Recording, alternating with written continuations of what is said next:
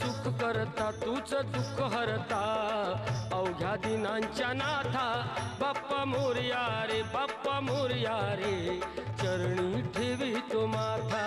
बाप्पा मोरया रे बाप्पा मोरया रे चरणी ठेवी तो माथा बाप्पा मोरया रे बाप्पा मोरया रे चरणी ठेवी तो माथा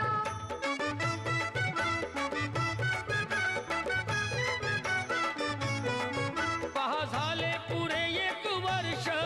होतो वर्षाने एकदाच हर्ष गोड अन्नाचा होतो रे स्पर्श घ्यावा जाणून हा परामर्श पुऱ्या वर्षाची साऱ्या दुःखाची वाचावी कशी मी गाथा बाप्पा मोरया रे चरणी ठेवी